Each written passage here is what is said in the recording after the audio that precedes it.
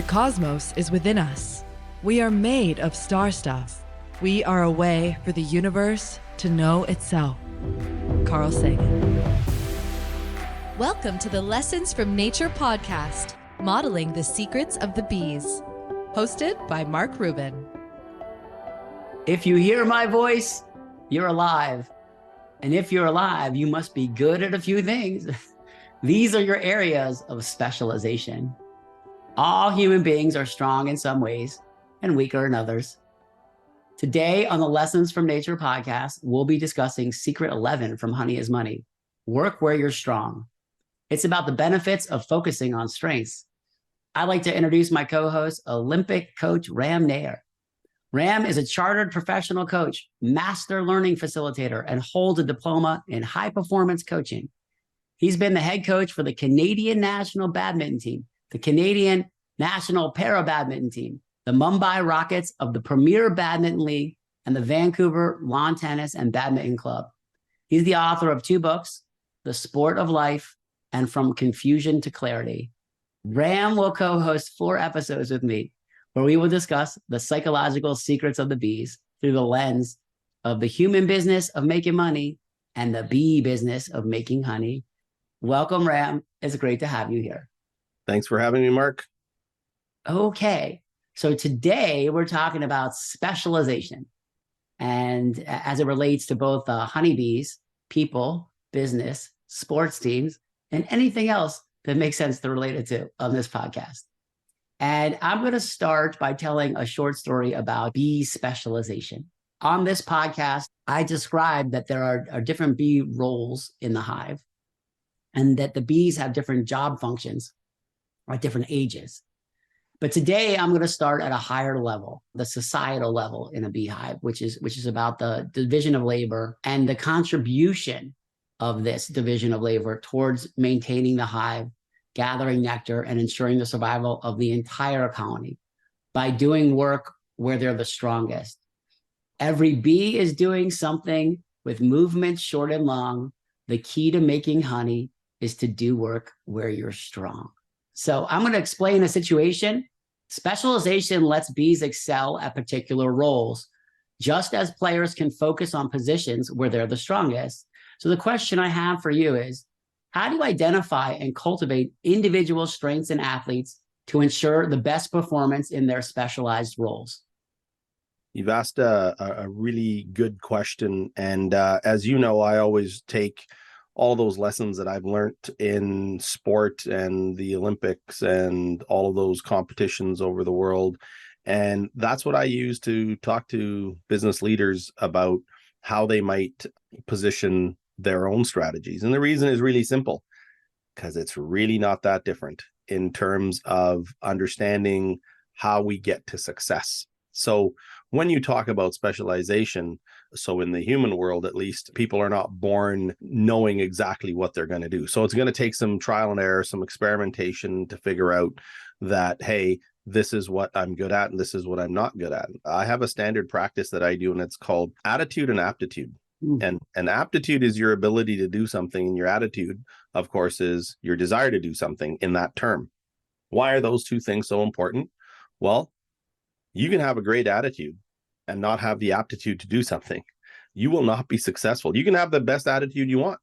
Or alternatively, you can have a great aptitude and not the right attitude to do it, and you still won't do something. You need both of those to be firing, right? Mm-hmm. So specialization then is the discovery of what makes your heart as an athlete or as a business person sing. Where is it that you find the best value of your time, your joy? And actually, Mark, today is a really interesting day because something came up on my memories, and it's 11 years since the Olympics in London, and it was the best finish that the Canadian team has ever had, and that was the semifinals. So today, 11 years ago, our team was playing Japan in women's doubles, and in doubles, what you often find are 2 very skilled players.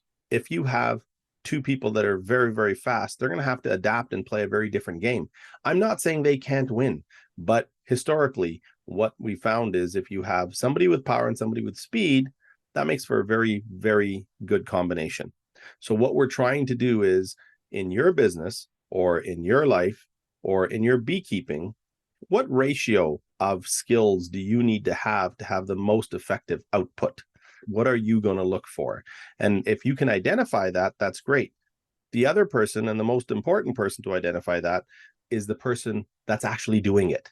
After those Olympics, I'm done. I've accomplished what I wanted to do in coaching in a way, which is to go to the show, right? And the show is the Olympics. What am I going to do next? And a friend of mine said, you'd make a great mortgage broker. And I said, okay, that's, I know lots of people. It's helping people. I want to help people. I want to get out there. It'll make me a good income. And, all of that is true. Mm-hmm. There's only one problem with that whole thing. I don't like paperwork. No. I don't like the mountains of paperwork right. and the mountains of detail that come with that job, particularly in the way that we do it here. So that wasn't going to work for me, but it's important for me to realize that otherwise, I might not be doing what I'm doing today in coaching humans. I might be a mortgage broker and not so happy, but that's the importance of specialization. Where is it that your heart sings? What can you bring forward? Well, I think that was a great start to this podcast, first of all. I wanted to add something I learned in business. I learned a business framework called EOS, which is the Entrepreneur Operating System. And there's a module in there called the people module. The idea is to rate all the employees on three things. Do they get it? Do they want it? And do they have the capacity to do it? In that order. You rate them on 1 to 3. The idea is if everybody is not 3 out of 3 on those 3 things, that you need to replace them because they get it, could be trainable. But if they don't want it or have the capacity to do it, then it's not a fair fit. And a good example of this in business, the recipe for disaster is to take your best salesperson and try to make them into a manager, because the skills that enabled them to be a salesperson, and then making them putting them in a role to pretend that they could somehow take their area of specialization and scale it is crazy. It doesn't work. Anyway, so that's a good example of that. So it's also important to understand that specialization doesn't mean micro understanding. Mm-hmm. It could be macro, but you're serving multiple roles. Yeah. Your point of the best salesperson, there's a reason why they're the best salesperson. It's the same reason why I can't be a mortgage broker. I think differently, and we have to make that allowance. And I think the other part of that is, on a team, make them valued. That mm-hmm. value piece is so important, because if the one person knew, let's say you're the second or third best in both of those events, and you're like, yeah, well, you're kind of third, but yeah, you're kind of third best. I mean, you're okay. You're not the best. How's that going to make them feel? No. Instead, what I've seen is people will say, you're so integral to this entire game, because maybe in some cases, some of those players are a little bit older. Maybe they've been the stars, but they're also sitting on the bench, encouraging, providing information, doing that. And as a manager or as a coach or as a business owner, when you empower that, you're going to get the best out of them, and they're going to help you get the best out of others. That's a really good point. Let's talk about time management. One thing about the bees is they avoid wasting time through specialization because they don't have to switch tasks. It takes time to set, in business, to set things up, set up even when you log into your computer, where are your windows and how do you want it to be and what do you plan to do? With any kind of work, there's time lost with this exchange of turnover of shifting from one thing to another. Task switching really is what it is. So how do you structure training to allow athletes to focus enough time on their specific positions or events? Do you consider the time in between things when you're planning out how to coach somebody? Yeah, I mean, I think the simpler way to put it is that there are some general things that everybody needs to have, mm-hmm. right? So everybody needs to be fit and strong and fast, and we can work on that as a group. I want you to think about it this way. I want you to think about it as a mother bear teaching a baby bear about life, right? Or anything in nature in that sense. When they start off, they're fledglings. They don't know necessarily how to run or how to do various things. And if we look at ancient humans, they would do the same thing. Mhm. Here's this little baby. Okay, well, all we got to do is teach them how to walk. Right now, we don't care like if they're running. We care if they're walking. We care if they're using both arms. We care how they get their depth perception. We care about all of these things, all of the general things. Okay. And then we discover that, well, that little baby, well, that baby turned out to be 6'7". Mm. Well, now we can start specializing. Now we can start doing something with that 6'7" frame. Well, that other one was 5'8", but that one's built like a tank. Oh, okay. Well, we can use, so in the structure of our society, in the structure of our organization, in the structure of our team. So if I have a team and I have 20 athletes, they may have all done a bunch of general stuff. As they get older and better, then their specialties start to come out. And then the majority of the time is spent on those specialties. So the theory is, going back to that best team, what they said is at the peak of their career, they only worked on 3 drills. That was it. Now that's it. That's all we had to do. We had to work on these 3 things because everything else was in place. But these 3 things were the things that we worked on all the time. That was our competitive advantage. So in their practices, what they would do is they would do whatever they did generally with everybody else, whether it was fitness or strength or, psychology or whatever it was. But then when it came to the actual technique and tactics, they worked on the things that they were specialists in. And so again, if you think about it from that whole evolutionary thing, first we teach general skills, then we start getting into specific skills. And then if we look at hunter-gatherer societies, listen to the words, some are hunters and some are gatherers. And even among the group of the hunters, there will be the hunters that are people that are throwing, and there will be the hunters that are chasing. There might be the hunters that are setting traps. There might be hunters that they're uniquely adept at something. And that's something to remember. Yeah. Every bee is doing something. Yep. So let's keep going on this idea, because I think it's important and it's also interesting. So we'll talk about expertise in specific skills. So you gave a good example just now of different kinds of hunters, and I'm sure there's different kinds of gatherers. Specialization leads to expertise in specific skills, whether it's nectar gathering or a particular business or sporting task. What specialized training methods do you employ to enhance an athlete's particular skill? So can you think of like someone who's really good at like a specific thing, or a couple examples, and what you actually do to make them better at their specific thing? I have a better example in a sports team. Rural India. Okay. Rural India is made up of a lot of villages. And some of them don't have electricity. Some of them do. Some of them don't have running water. Some of them do. But let's look at the most rural of rurals. In that society, much like a bee colony, much like a team, everybody has a specific task, right? Here's your task. The gatherers, you 5 people, you're going to go get water. You're the water people. You're the firewood people. You're the berry people. You are the people that build the shelters. You are, okay, and so on and so on. So they've got all these tasks. To your question, how do you enhance the ability of that person to gather more water? You make them a better tool that allows them to gather more water. So maybe they're just carrying it in a bucket.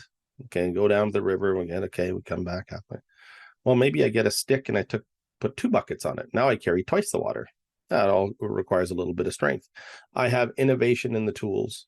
I give them new ideas on how they might be more efficient in their particular skill. If you're talking about a sports analysis, well, we have all of these tools. One of them, there's all kinds of analytical tools, and we look at those and we say, so my biomechanics prof said, look, let's look at the efficiencies now. This athlete is 28 years old. This athlete has a wonderful power. But if we tweak this just a little bit, they would get more power. So our job then becomes to show them the how. Now, remember that with that how goes back to the attitude and aptitude. They actually have to want to make that change. And the only way you're going to make them want to make that change is to show them a different output. So you're trying to motivate somebody at work, you're trying to motivate somebody, and your business, and you think you have a better way for them to do it. They're already good at what they do. They're already a specialist. They have to get something out of it in order for that change to happen. And it has to be effective. So change there's that great saying, right? Change for the sake of change is useless. And I'm a big believer in that. Don't just, oh, you know what? I read this article. Let's do all that. Well, no, you don't need to. Make sure that the change that you want to do is both in line with your specialist, number one, with the thinking of that specialist, and number two, that they actually see an output improvement, right? Without that, just telling them that there's an output improvement where they don't actually see it, it's not going to work. It's going to have the exact opposite effect. So it's interesting how specialization, you gave examples of different body types earlier, being tall or being like a tank, and how with tools, it can change the specialization and create more opportunities for people to expand in different directions and add value in different ways. So that's interesting. Let's talk about resource optimization, one of my favorite topics of efficiencies and stuff. Well, by focusing on strengths, bees and business and people in sports teams can optimize the use of available resources. So how do you allocate resources like coaching staff, equipment, training to maximize individual athlete specification? Do you measure everything that could be measured to try to get these advantages? So because we're an individual sport, the rackets and stuff are personalized. So they would have their own sponsors and stuff, and they would size up their own rackets, right? I mean, the essence of the racket is there are some rules around it. It has to be the same, but the grip size, how you wrap the grip, what kind of grip you want. Some people like a little spongy, grippy thing. Yeah. Some people like towel grip. Some people like the leather. Some people like whatever. There's all kinds of different things, but that's very individual. So the individual handles that. We don't get involved with that. And I think in that is also an important lesson in business. I worked with an organization and they wanted everyone's desk sort of uniform. It was just going to be uniform. I remember saying, well, if you want these people to be motivated, allow them to motivate themselves, because I don't know what everybody wants. You're saying that this is just the way it is. Maybe that's an efficiency, but for an output, it's an inefficiency. So they actually allowed their staff to go ahead and decorate their little cubicles the way they wanted. It wasn't sanitary anymore. And they noticed a production increase. Right. Okay.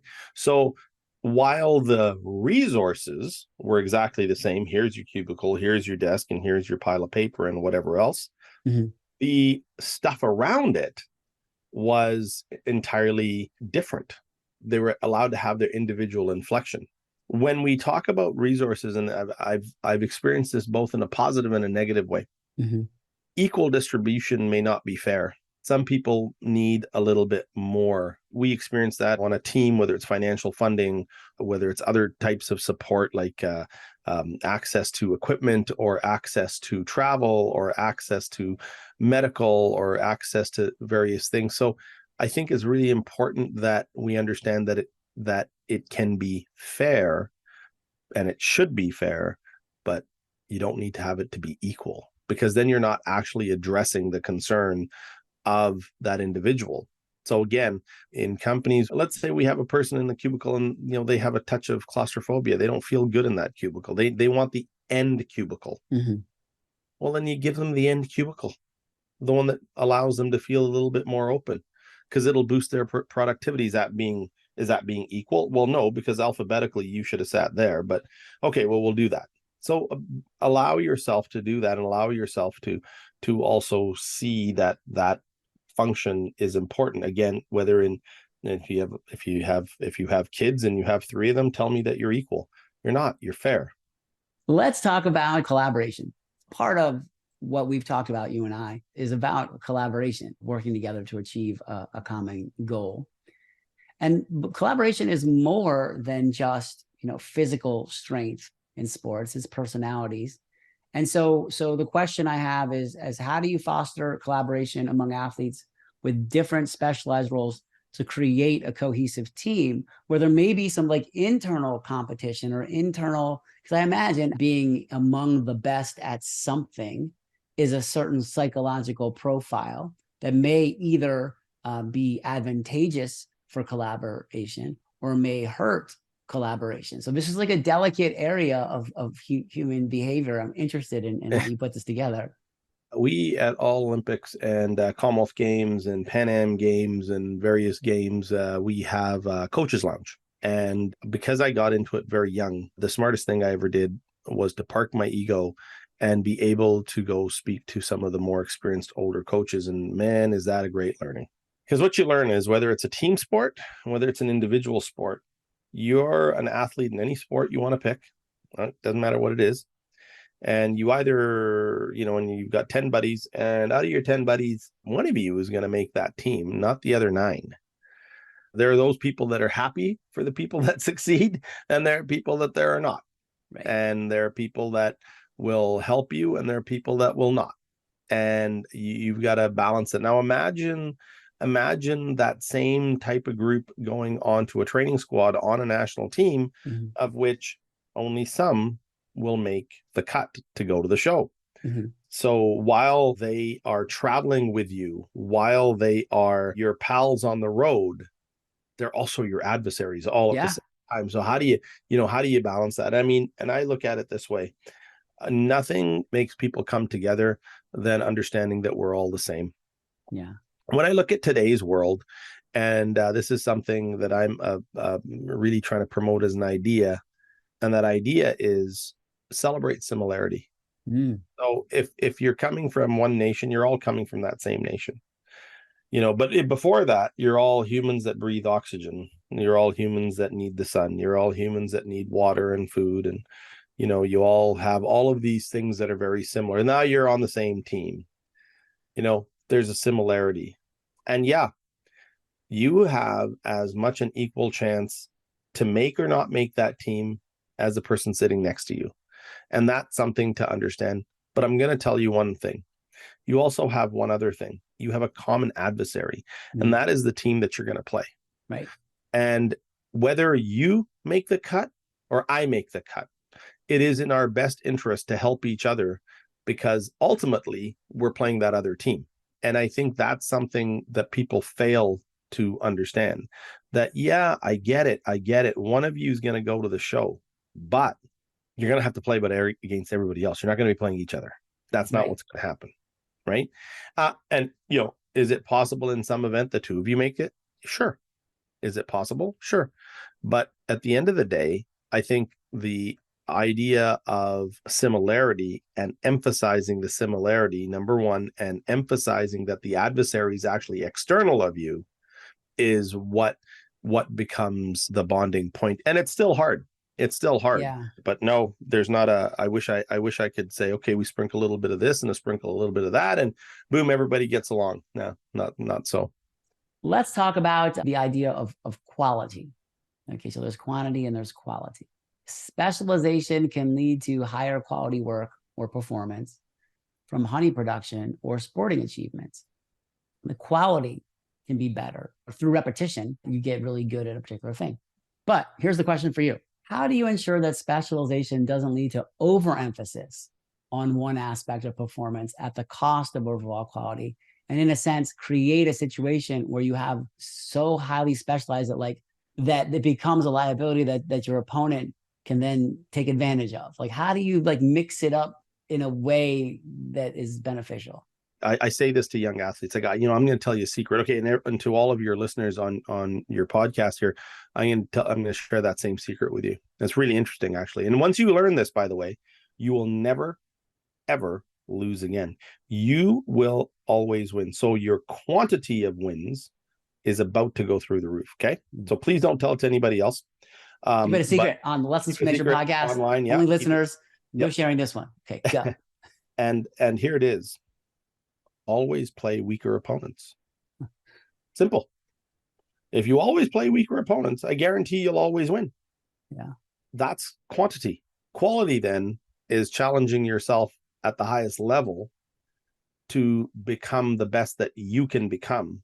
For that, you need worthy adversaries. You need people that will push you, people that will challenge you, people that will push you to your best limit, to how far can you go? How far can that be stretched? Being the champion over and over again of a league that you're going to be a champion of doesn't really work that well, right? It's the bully factor. Bullies never pick on somebody that they might have a chance to lose against. That doesn't happen. And the bullies pick on people that they know they can beat. That's what makes them a bully. Right.